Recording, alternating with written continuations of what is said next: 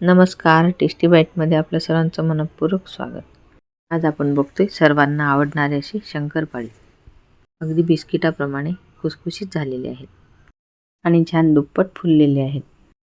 यासाठी आपण 4 वाटी मैदा घेतलेला आहे, तो चाळून घ्यायचा. त्या वाटीने मैदा मोजून घेतला, त्याच वाटीने आपल्याला पिठी साखर आणि साजूक तूप घ्यायचं आहे. तर ती आपण पाऊण वाटी साजूक तूप घेतलं आणि पाऊण वाटी दूध घेतलेलं आहे. तसेच 1 वाटी आपल्याला यामध्ये खोबरा खीस लागेल. आज आपण यामध्ये खोबरा खीस वापरून शंकरपाळी बनवणार आहोत. अतिशय स्वादिष्ट लागतात.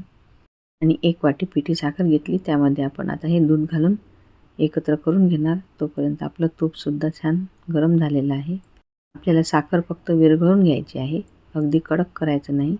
आणि हे कडकडीत झालेलं तुपाचं मोहन आहे, आपल्याला मैद्यावर घालायचं आहे आणि संपूर्ण पिठाला हे तूप चोळून घ्यायचं आहे. सर्व मैद्याला तूप व्यवस्थित लागल्यामुळे शंकरपाळी अगदी छान खुसखुशीत होतात. तूप गरम असल्यामुळे आपण चमच्याने एकत्र करून घेत आहोत.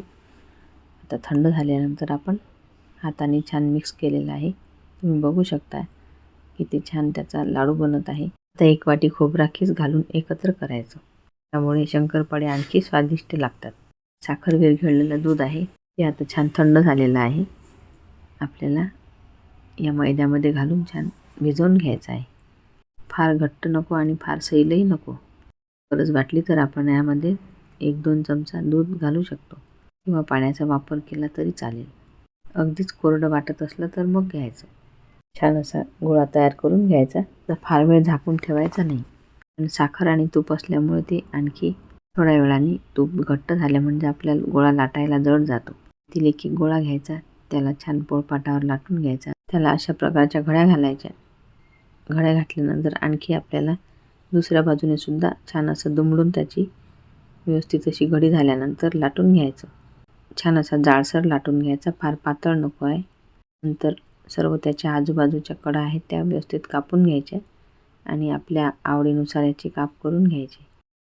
आता तुम्ही बघू शकता आपण कितपत जाड ठेवलेले आहेत आणि अगदी छोटे छोटे हे शंकरपाळी छान दिसतात.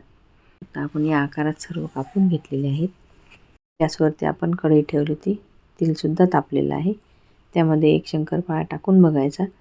तो हळूहळू वर आला म्हणजे आपलं तेल व्यवस्थित तापलेलं आहे. आपल्याला फार कडकडीत तेल तापायला नको आहे. आता त्यामध्ये आपण शंकरपाळी सोडून घेऊ. तेलामध्ये जेवढे बसतील तेवढेच घालायचे. तेल जास्त कडकडीत तापलं तर आपले शंकरपाळी लगेच करपून जातात आणि थोडं कमी तापलेलं असलं म्हणजे आपले शंकरपाळी त्यामध्ये विरून जातात. त्यासाठी आधी तेल चेक करायचं कितपत तापलेलं आहे ते, नंतरच शंकरपाळी सोडून घ्यायची. तुम्ही बघू शकता शंकरपाळ्यांना रंग खूप छान आलेला आहे आणि एकही तुटलेला नाही आणि छान टम्म झालेले दिसत आहेत. अशा प्रकारे आपली खुसखुशीत अशी शंकरपाळी तयार झालेली आहे. तुम्हाला जर माझी आजची रेसिपी आवडली असेल तर व्हिडिओला लाईक, शेअर आणि चॅनलला सबस्क्राईब नक्की करा. रेसिपी बघितल्याबद्दल धन्यवाद. पुन्हा भेटू अशाच नवीन रेसिपीसोबत. तोपर्यंत नमस्कार.